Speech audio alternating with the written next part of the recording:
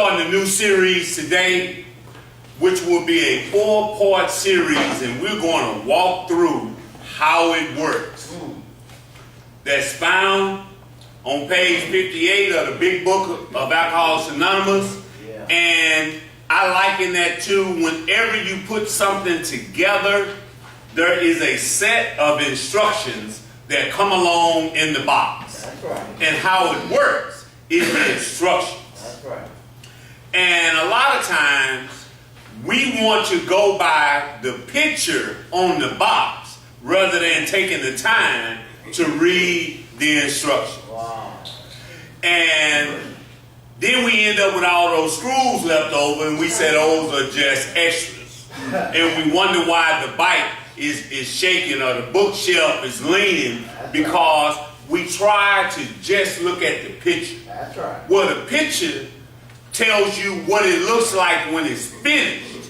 The book doesn't tell you how to get there. All right. And that's what we need to know. And a lot of times we'll look at the brothers and the sisters who are clean and we'll say, I want that. Yeah. And then we'll start trying to do what they're doing today, rather than what they done when they first started. Y'all catch that? Oh, yeah. See, you can't look at what a recovering addict does today that has multiple years of clean time and model that. You got to say, man, what were you doing when you first got to the program? What were you doing when you had 2 or 3 months clean? Not what you were doing at 24 years clean like me or 20-something like Herman. No, our program will get you high. That's right. That's right. Our program will get you high. That's right. Because typically, most people in the therapeutic community, after multiple years of clean time, they're no longer working a traditional program. That's right. That's right. But when you first start off, you need to work a traditional program. That's right. That's right. You need to do 90 and 90. You need to be calling your sponsor every day. Yeah. You need to be in contact with your support system. You need to be giving back. You need to be doing some service work. That's right. But typically, people with double-digit years clean time, they have a whole other program going. That's right. So let's not look at the box. Oh my. Let's read the instructions. Oh my. Now, you know what stops us from doing that? Pride. Right. Right. I had an opportunity to practice this week, and I get to the lesson. My wife bought an office chair and brought it home, and I was already preparing for this lesson. And man, I looked at that box. I said, I know how to put this chair together. It went against everything in me as a man to read them instructions. But I didn't want to stand up here and not have the correct things to say. So my motivation was probably wrong, but I read them instructions and followed it. I really did. But probably the first time in my life that I followed the instructions, but I did. In the church sitting up there so pretty. Wow. And, we ain't killed ourselves or nothing. Wow. Probably because I read those instructions. But a lot of us, we don't read the instructions, do we? That's right. No. Because something on the inside of us says, I know how to do this. Yeah. And it's beneath me to read the instructions. That's right. That's why we've been trying to work this program our way, and we keep ending up in those sorted places, dealing with those sorted people. That's the way it says it in the book. But maybe this time we will follow the instructions. What are the instructions? They're real simple. Yeah. It just says on page 58 in the Big Book, rarely have we seen a person fail who has thoroughly followed our path. Rarely have we seen a person fail who has thoroughly followed our path. That's pretty simple, isn't it? And most things we do in life is about odds. Okay. We want to put ourselves in the best position to win, right? Yeah. Almost in anything we do, if you're going to put a whole bunch of effort in, you kind of want to have a pretty good chance that the outcome is going to be in your favor. Well, what this is saying is that it's rare that they've seen a person fail who has thoroughly followed our path. And NA text says it like this: they have never seen an addict relapse who was working the NA program. So NA says it's a 100% guarantee that I can stay clean. AA says rare. Both of those are pretty good, especially when I done fallen off every time. So I want some odds. You know, that if I'm going to do this, I need to know what is my chances of getting clean. You know, think about it. If you come in the program and you're like, man, I done fell off 1,900 times. What is my chances of staying clean? And they simply said to you, well, man, it's rare that we've seen a person fail that do what we say. You would be like, well, okay, I'm going to do what you say because I'm tired of hurting. In the book of James, chapter 4, verse 17, it says, whoever knows what is right to do and fails to do it, for him that sins. Whoever knows what is right to do and fails to do it, for him that sins. And what I was telling the women and the men this week was, let's not look for moral stuff. When we think about sin, we think about, you know, moral sins and moral failure. No, disobedience is sin. That's right. Yeah, that's sin too, right? That's right. Yeah. Being told what to do and don't do it, that's sin. That's right. Yeah. Yes, sir. And my mama used to say a hard head will make a soft behind. But she would say something else, but I ain't gonna say that. That's what she would say. That's right. That your head is hard. Yeah. You don't believe fat meat greasy. That's right. That's an old country term. I don't exactly know what that means. That's right. But I knew it meant that a belt was coming if I didn't get in line. Boy, you don't believe fat meat greasy. That meant that she was toward the end. Yeah, I believe nothing. And my grandfather would say, boy, I don't chew my cabbage twice. Well, I got a bunch of whoopings, so I figured that out. That meant that he didn't repeat himself. He was only going to say it once. You know, it's tough to get a whooping because you don't understand. Boy, I don't chew my cabbage twice. And you like 5, you like, cabbage twice.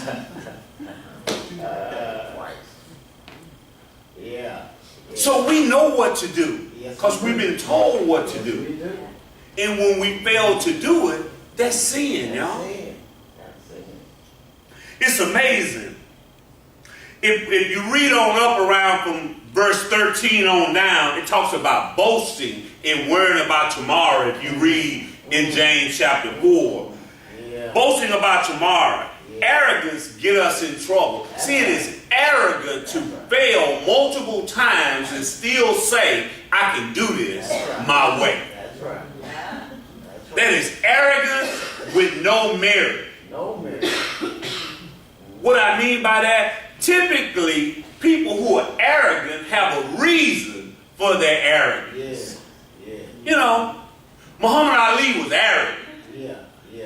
You know, he would tell them before the fight, I'm going to knock you out in 8 rounds. That's what he told George Foreman. He said, you know what? I'm going to knock you out in an 8 round. And you know what happened? He knocked him out in the 8th round. But he told him that before the fight. Mike Tyson used to say, you know what? This is going to last about 90 seconds.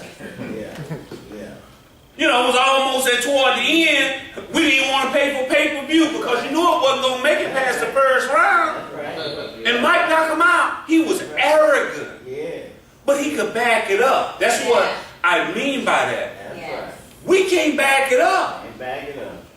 You know, I ain't got to work the program. I can do this. Now, what exactly are you basing that on? Since I know your history. Wow. You see what I'm saying? Yeah. And so, when you ain't got no history, you ought to be humble. Yes. Yes. I found this out a long time ago. If we don't enter into the program through Humility Boulevard, Yeah. we will have to go through Humiliation Avenue. That's right. That's right. Yeah. That's right. Sometimes you got to be humiliated into humility. Yeah. I ain't talking about in here, I'm talking about out there. See, I got humiliated because my head was hard. Yeah. So I had to keep going through humiliating experiences. Right. Till I finally got tired and said, okay, this time I'll mind. Yeah. I'll do whatever y'all tell me to do. You see what I'm saying? Yeah. But it took a whole bunch of humiliation That's for me. right. That's right. Now, it shouldn't have had to do that, you know, because I thought I was a little more wiser than that, you know how we lie on our applications, Yeah. Yeah. I'm a fast learner. I catch on quickly, Yeah. Yeah. Oh my goodness. work well with minimal supervision. How we put all that on our resume? No, you're lying. I ain't gonna do what you say unless you watching me and standing over me. Yeah. But we probably wouldn't get the job if we told the truth, huh? Yeah. You put that on your resume, they'd be like, no, I don't feel like wrestling with you. That's funny. That's right. There are consequences to sin. My. The first consequence to sin is it isolates. It isolates. Sin isolates. In the first sin that happened in the garden, the first thing Adam and Eve done is went and hid. Yeah. They went and hid. Yeah. And when we started to sin, we stopped going around people, don't we? Yeah. We started to hide. Yeah. We become ashamed. That's right. And then it hinders, y'all. Yeah. Sin hinders. Yeah. And the arrogance hinders. It hinders our progress. That's why we're stuck into this same place we've been in for years. As I've said over and over, God does not believe in social promotion. We think we can be good enough or sweet enough, and He's just going to promote us and say, all right, you have suffered enough. We're going to move you to the next grade. That's not how it works. That's right. You're going to have to learn this lesson, That's right. or it's going to continue to hold you back. Oh, yeah. It ain't cute being 52 years old or 32 or 22 in the first grade. First grade. You would think something, wouldn't you? Yeah. Yeah. What grade you in? Yeah. In the 7th? See, if I was in the 7th grade with you, you'd be like, they have a word for that, don't they? We'll clean it up. He a little slow.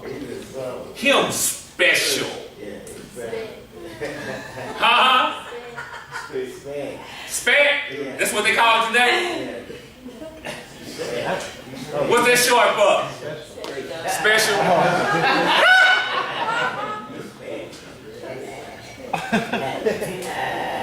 So, you know what we are in here, y'all? Spec. Because we are still trying to learn the lesson we should have learned a long time ago. We are spec. Yeah. Yeah. Well, the youngsters can put some names on it. No, I'm old. I didn't even know what that meant. Y'all trying to help me like, man, that's short for special. Thirdly, it kills. It kills. That's right. It kills. That's right. Now, I know it says jails, institutions, and death, and y'all say, oh my, and all that stuff. But guess what I found out? That we rarely die. Yeah. We keep living, and that's the bad part. But our life dies. Our relationship dies. Our hope dies. Our aspiration dies. That's what dies. Yeah. Not us. Yeah, we keep living. Yeah. We just kill everybody around us. Yeah. That's right. That's what happened. That's right. We don't die. We kill our relationship. We kill people emotionally. Yes. We kill our hope. Yeah. Rick Warren says it like this. When he talks about hope, he says that we can go about 21 days without food. The brain can go about 60 seconds without oxygen. But we can't go 1 second without hope. And we self-destruct. Wow.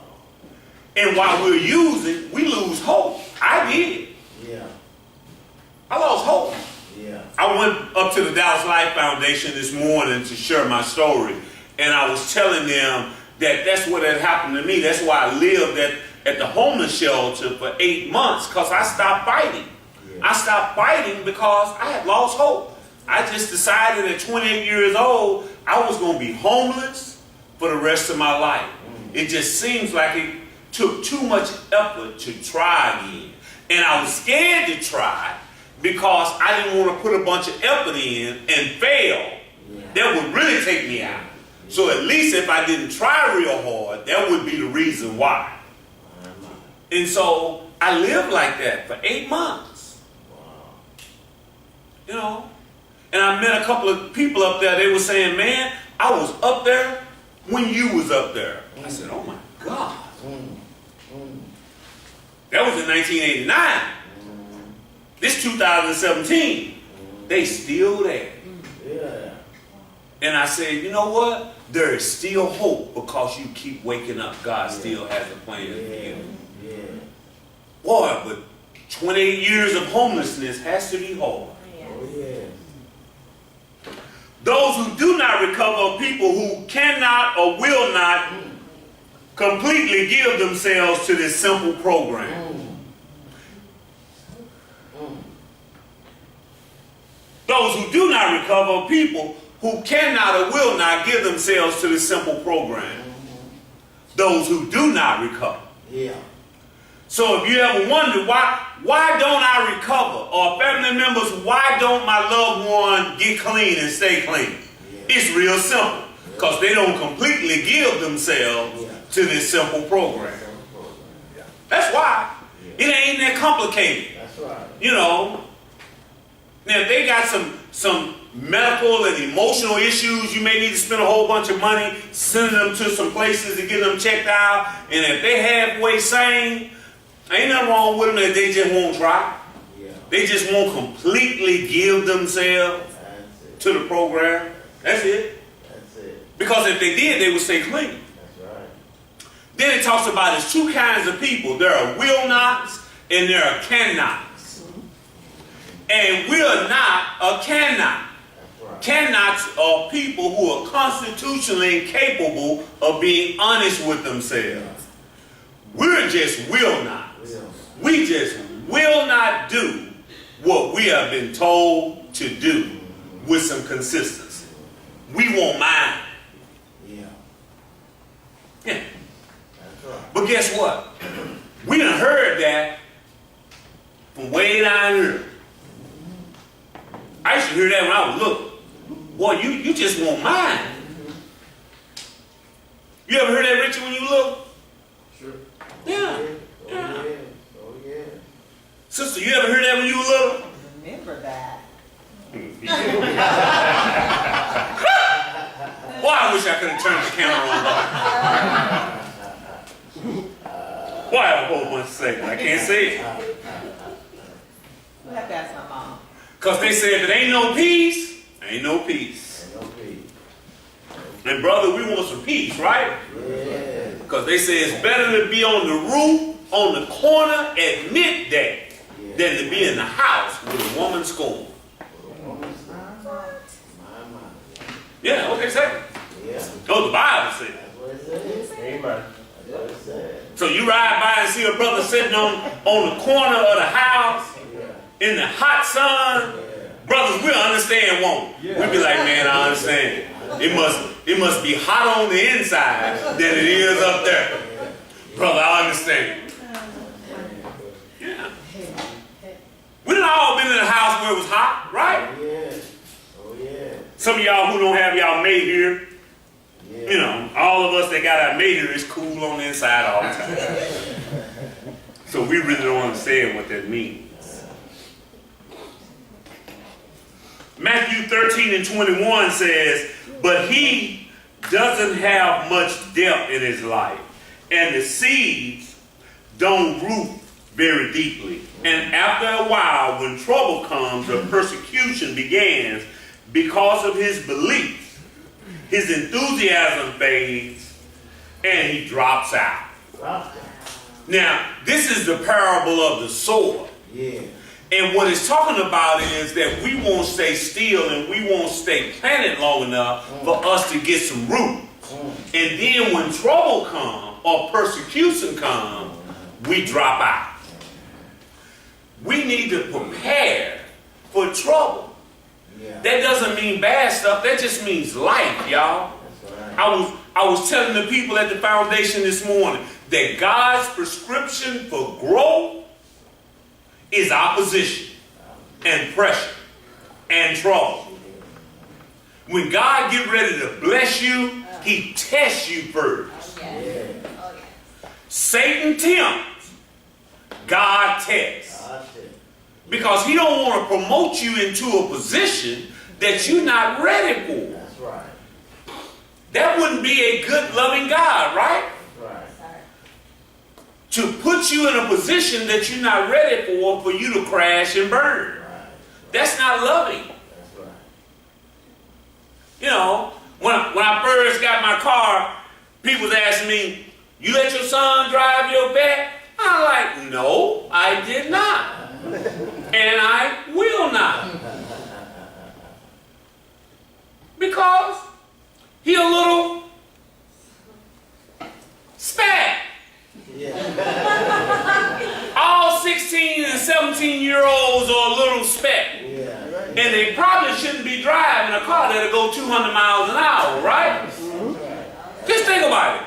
When you were 16 and you got in a car and the speedometer said 200, would you try it? Just I want to see the people who would just at least got to punch it. Yeah, that's why they do it. You should have raised your hand. You're going to be on a tricycle. They're going to be like, oh, no. You need a horse and a buggy.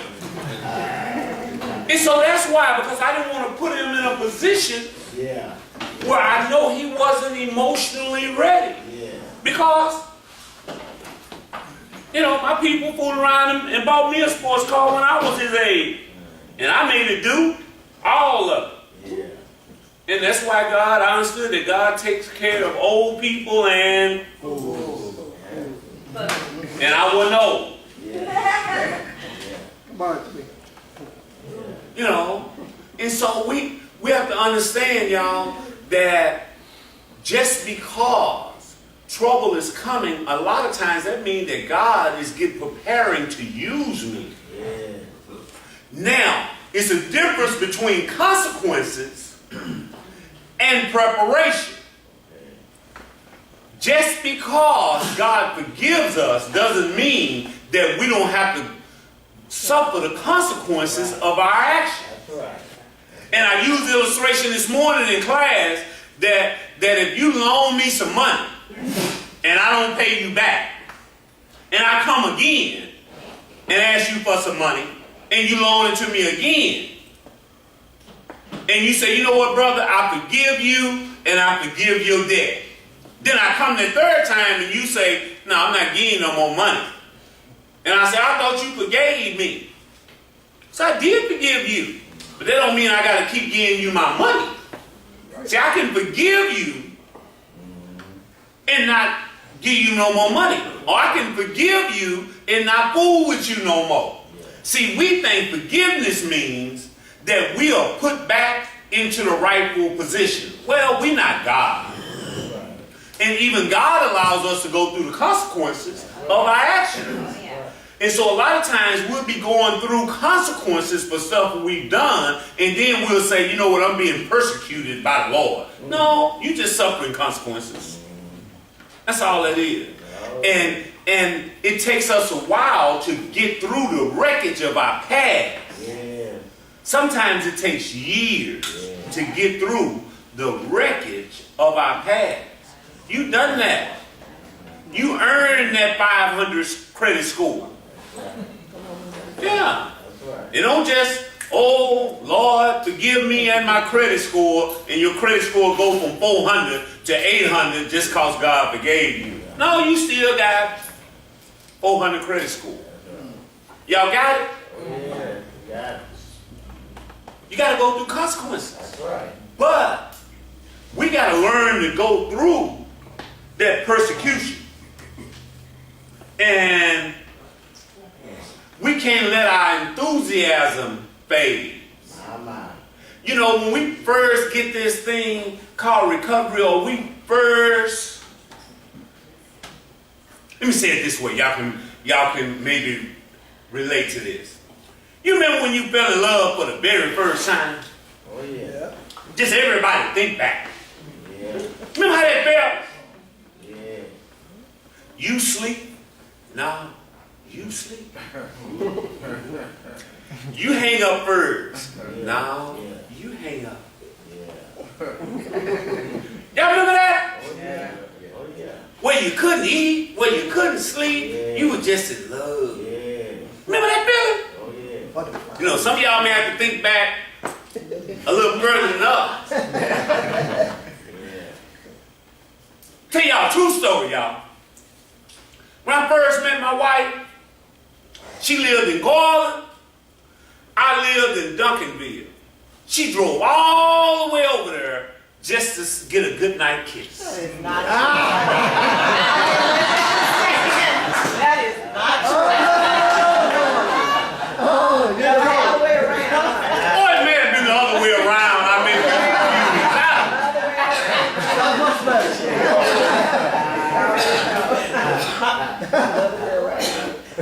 Man, why you didn't let the tape say that? That would have been so good on tape.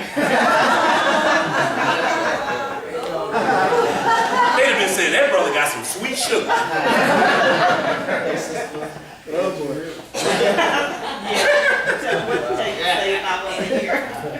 Yeah, sure would have.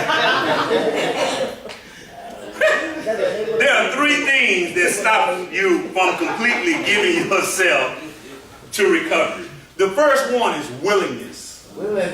Willingness. Yeah. It talks about that there are three spiritual principles in the program. Yeah. Honesty, open-mindedness, and willingness, right? Yeah. And y'all, you know what? We just are not willing to do the program. Yeah. The first thing that we got to become is just willing, y'all. That's it. That's it. In the 12 by 12 in step 1, it says, under the lash of alcoholism, we were driven into AA. That's right. It says, then and only then do we realize the fatal nature of our situation. Yeah. Then we become as willing as the dying can be. That's right. That's the kind of willingness I'm talking about. Yeah. I'm talking about that dying willingness. Yeah. See, when you are dying, that focuses you. You know, that's why the older you get, the less you start to worry about a whole bunch of trivial things. Yeah. Those of us who done aged a little bit, you don't worry about a lot of the things that you used to worry about when you were young. Right. You know, it becomes less important. Why? Because you start to focus a little bit more, because you know that it's more years behind you than it is before you. So the closer we get, the less we worry. I believe it. You know? And a dying man don't worry about a whole bunch of stuff. That's right. And so when we get that type of willingness, you know, we start to say, you know what, I'm not worrying about a whole bunch of stuff. I just want to stay clean. Yeah. I'll worry about the rest of that stuff later on. But right now, Yeah. I'm just trying to stay clean. That's it. Because I figured out that my problem was not all that other stuff. My problem wasn't a woman. My problem wasn't a job. My problem wasn't a place to stay. My problem wasn't a car. My problem wasn't kids. My problem was I couldn't stay clean. If I could stay clean, I could work the rest of that stuff out. That's right. Yeah. That's right. I know how to get stuff. Yeah. I just don't know how to keep stuff. Yeah. Yeah. Yeah. That's it. That's it. Yeah. That's it. Tell you another country saying this old man told me, he said, boy, you a good catch dog, you just can't trim. You a good catch dog, you just can't trim. Yeah. Yeah. Yeah, it's a hunting metaphor. Yeah. He was saying, man, you can get a girlfriend, but you just can't seem to keep them. Yeah. That's what treeing them mean. When you run that possum up that tree, you done tree him, and then you shoot him, and you bring him on home. I could catch him, I just couldn't tree him. Oh my goodness. Because I could talk my way in and talk my way out in the same conversation. Yeah. Yeah. Brother, some of us need to learn when to shut up. Yeah. Some of y'all women, they might have done that. He will be talking and it be going really well, and he say one more thing, and you be like, if you'd have just shut up. You ever do that? Yeah, talk his way in and out in the same conversation. Yeah, we gotta learn to shut up, man. I'm still learning that. I mess up sometime too. It be going real well, and I'll just say that one last thing and kill the whole situation. Be like, man, I should have shut up. I'm practicing though. They call it the power of the pause.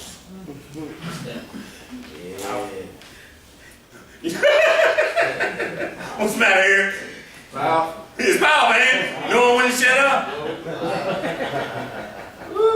Then I'd be sitting around and saying, man, if I just wouldn't have said that, we wouldn't be arguing. But it was just that last thing. Because I think if I don't say it, I'm going to bust. Ain't y'all ever felt like that? I just got to say it. I'm going to bust.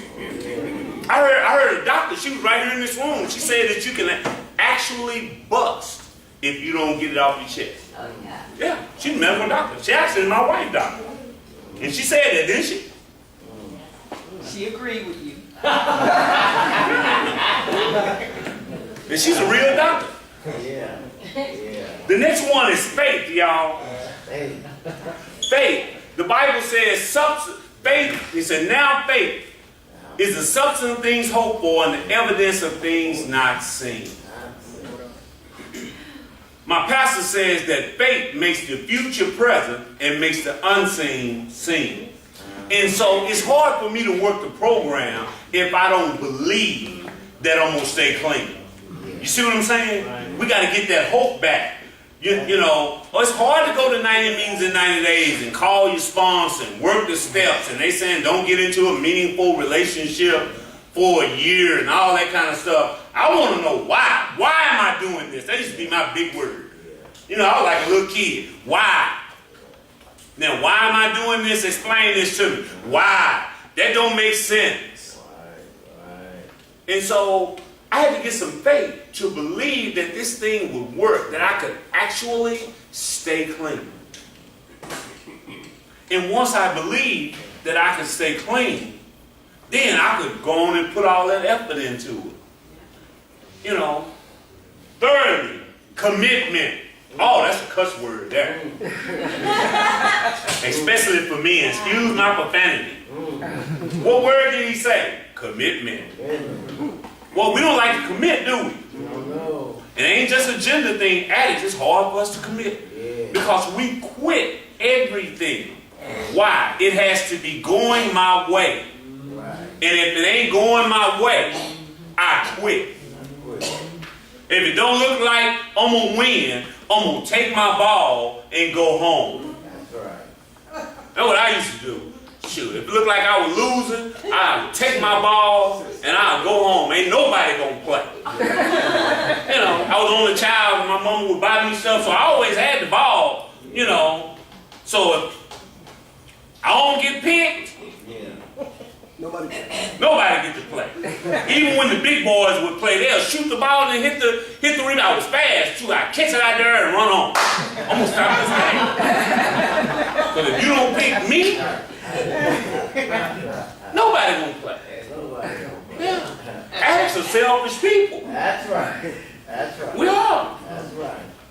We're arrogant, we're self-righteous, we're egotistical in the extreme, the book says. Are you talking about my son?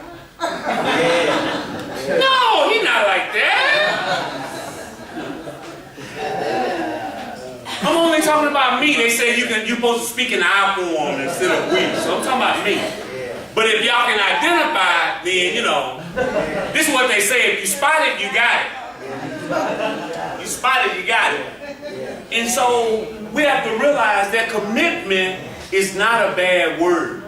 We have to learn how to stay with something even when it's not going our way. You see what I'm saying? I had to learn that, you know what, I had to get on a job and stay on a job. It became important for me to sign a lease and stay there until the lease was over. You know, why they left so many cars on the side of the road? You know, I know all these people. If that car stopped running, I'll leave that car right where it is and go on and get me another car. Man, what happened to that car? Man, that car stopped running. I ain't gonna be paying no car note on no car that ain't running. Shoot. But man, you signed, you made a commitment. Man, forget that. I'm gonna give me another car. Yes, sir. Y'all don't do that? Oh, yes, I ain't talking about y'all earth people. I'm talking about, you know, come on now. Oh, yeah. You know we'll quit when stuff don't go our way. That's right. My favorite saying used to be this: forget you and the horse you rode in on. That's when I was through. When I say that, forget you and the horse you rode in on. You got to be old and country to know what that means, but y'all know it's over, don't you? Yeah. You know when you hear that it's over, right? You don't really know what the horse that you rode in on, but you know it's over. Yeah, I'm out of here. And forget you and the horse you rode in on. But I learned, y'all, that it's about commitment. And stuff don't really always go my way, but I got to stick to it. And understand that it will progressively get better if I stick to it. Yeah. And I got to stick to it even when it don't look like it's going my way. That's right. You know, a lot of time, you know, we'll get a brother like Alex over there whom God just done shined on and he making a whole bunch of money and life just done turned real good for him and all of that. And you'll be another brother and you'll be like, it ain't happening like that for me. And you'll want to quit because you'll think that that's the way it's supposed to happen for everybody. It don't, y'all. That's right. I was the last brother to get everything around here. And that hurt my feelings because I already talked about arrogance. And I thought I was halfway cute. And I couldn't get a girlfriend. And some of these other jokers who I thought was less than me could get a girlfriend. I'm like, man, what's going on? Do they not see this?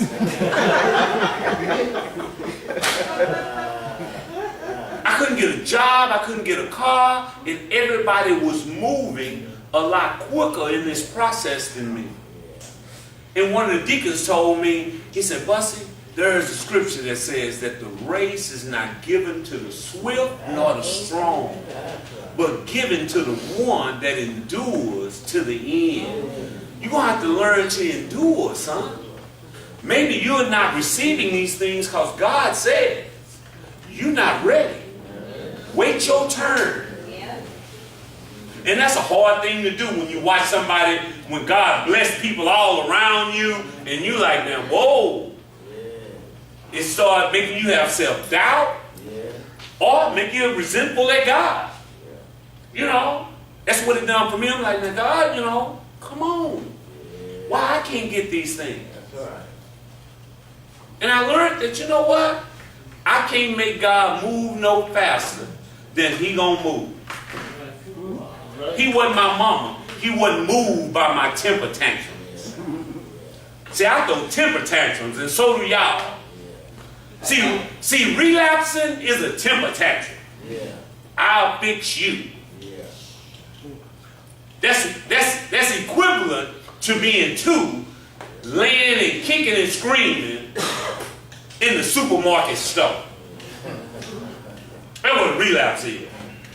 And family members, you got to learn to do what you do with a 2-year-old. Just ignore them.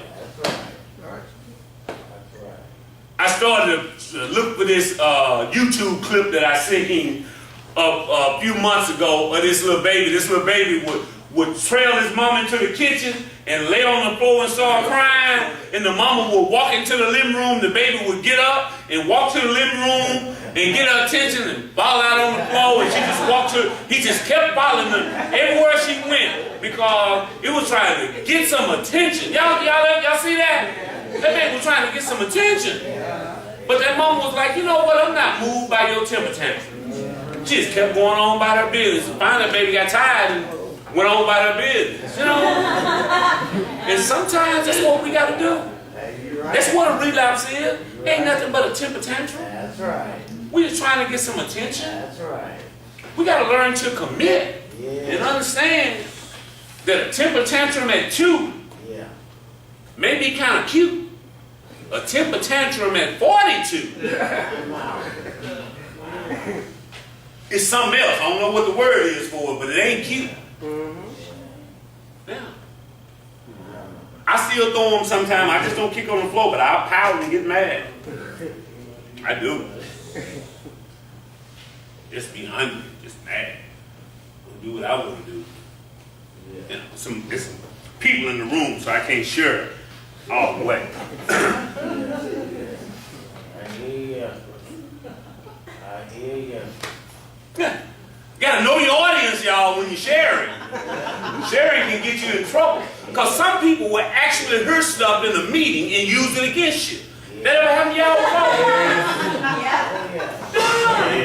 Yeah. Or correct inaccuracies. That's why it's a difference between an open meeting and a closed meeting. This is an open meeting, so you share different. So Monday when we have a closed meeting, I'll share. That's right. The program of recovery is simple. We complicate it.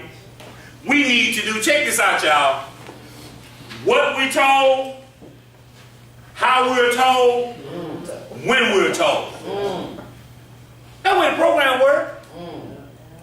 I need to do what I'm told, when I'm told, how I'm told. My mama used to say it like this. Boy, when I say jump, you just need to ask how high. God almighty. That's right. Just ask me how high. Other than that, don't be asking me no questions. That's right.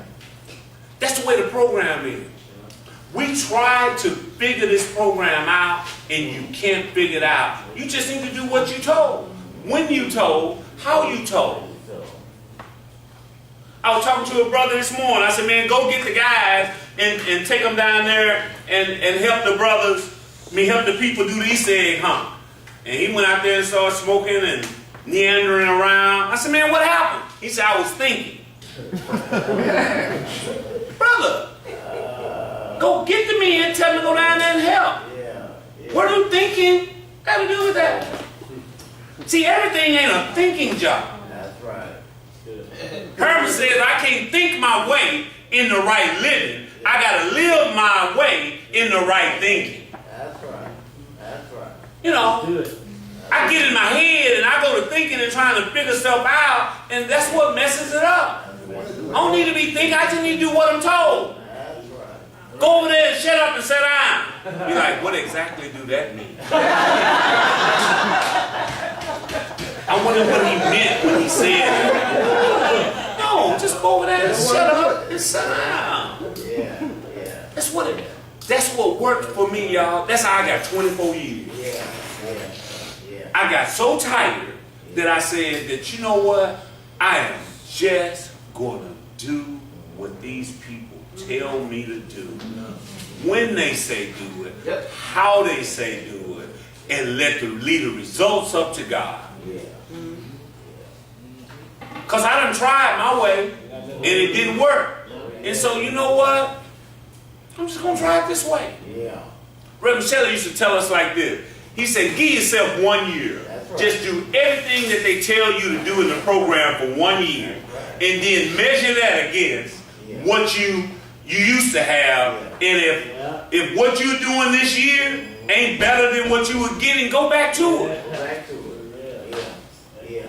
But when I started doing what somebody else said, I stopped smoking crack. I stopped going to the penitentiary. I stopped sleeping in homeless shelters. And all I learned to do is to do what I was told, when I was told, how I was told. We're supposed to learn that when we were little. Y'all, we think our way into the dope house, into the liquor store. Don't think your way into the dope house. Because we be trying to figure it out. We try to find an easier, that's next week though, an easier, softer way. You know. That's it. It got to be another way. This got to be too much. No, just do what you're told, when you're told, how you're told. That ain't that deep, is it? It's a shame that we done wasted all these years simply because we wouldn't do what we was told, when we was told, how we was told. And all the time, you don't even get to ask what that means and all that stuff. Just do it. Ain't that what the Nike shoes say? Just do it. Just do it. Just do it. Do it. I'm a rapper. In my own mind. Usually men and women who are constitutionally incapable of being honest with themselves, they're such unfortunates, I'm sorry. They're not at fault. They seem to have been born that way. The antidote to our disease, y'all, in closing, is just honesty. Honesty. I just got to get honest with myself and others. I got to learn to tell the truth. We'll lie for no good reason. You know that? Man, I got so used to lying, it took me a while to distinguish whether some of those lies were true or whether they, I had made that up. Because a brother can stick to a story. Wasn't me. Amen. Wasn't me. You know what?